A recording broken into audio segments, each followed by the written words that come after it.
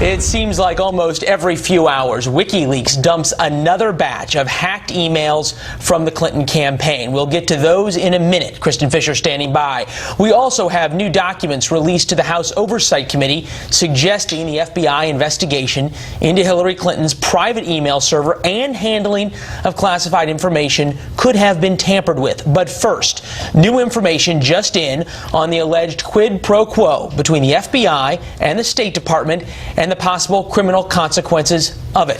Catherine Herridge following the story as she has been from the beginning. Hi, Catherine. Well, thank you, Leland. State Department Senior Executive Patrick Kennedy is a key player in the email investigation as well as the 2012 Benghazi terrorist attack. And now he's at the center of allegations that there was discussion of a quid pro quo between Kennedy and an FBI agent investigating the mishandling of classified information.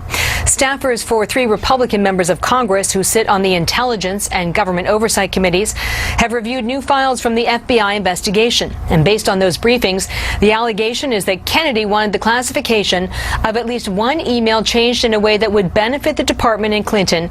And in exchange, there was discussion of more slots for the FBI at embassies overseas. Quote, "This is a flashing red light of potential criminality," Congressman Chaffetz, who chairs the Government Oversight Committee, told Fox.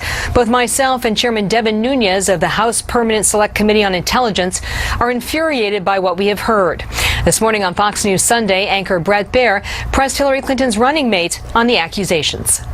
To your knowledge, did anyone associated with Secretary Clinton or her campaign ask or instruct Kennedy to seek changes to classification of emails? Absolutely not. I have no knowledge that that happened. But in this heavily redacted FBI interview made public in September, one of Kennedy's subordinates told agents that in May 2015, Kennedy was pressuring people to change the classification. Quote, "Kennedy held a closed-door meeting with Redacted and Redacted, where Kennedy pointedly asked Redacted to change the FBI's classification determination regarding one of Clinton's emails, which the FBI considered classified. The email was related to FBI counterterrorism operations." A State Department spokesman said the allegations against Kennedy are, quote, "inaccurate and do not align with the facts." The FBI has also provided a lengthy statement to Fox News that said the classification issue and overseas posts were discussed in the same phone call, but they were not connected. The incident, however, was the subject of an internal review by the FBI.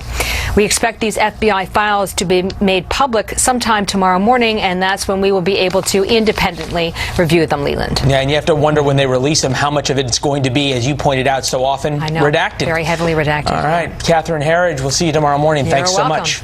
Shannon?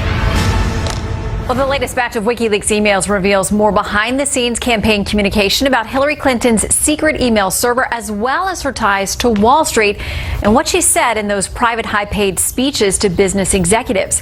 Kristen Fisher has been poring over the latest documents. All right, Kristen, what are some of the highlights in today's release? Well, WikiLeaks just released hundreds of more emails from Clinton campaign chair John Podesta, so we're still going through some of them, but what we've found so far are his very frank responses to a number of important issues, from the San Bernardino shooter to the way Hillary Clinton was handling her own email issues. In August of 2015, about 2 weeks before Clinton finally apologized for her use of a private email server while Secretary of State, a longtime Clinton ally wrote this to Podesta, quote, "Her inability to just do a national interview and communicate genuine feelings of remorse and regret is now, I fear, becoming a character problem, more so than honesty."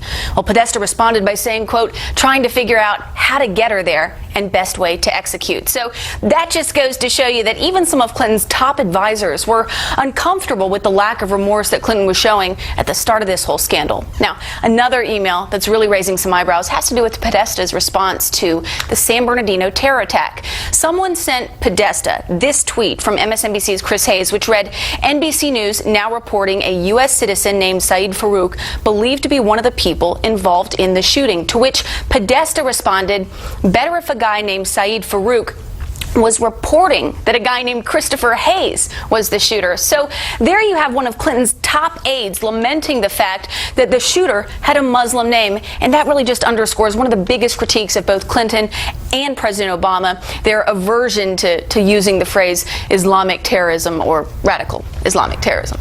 Okay, so now that more is dripping out, are we getting a response directly from the Clinton campaign? Yeah, we are, and they're really just continuing to go all in on the Russia angle, accusing the Kremlin of trying to interfere with the U.S. presidential election. Here's Clinton's running mate, Tim Kaine, this morning on Fox News Sunday.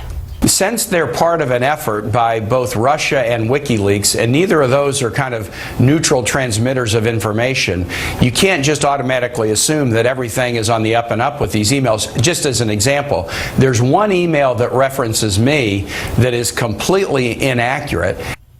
So they're really trying to delegitimize these emails by saying that the source can't be trusted. But Shannon, they're also not denying their authenticity. They're just not confirming them either. Yeah, it's a very interesting way to answer. It's very nuanced. Right. But we're glad you're pouring through. Thank you, Kristen.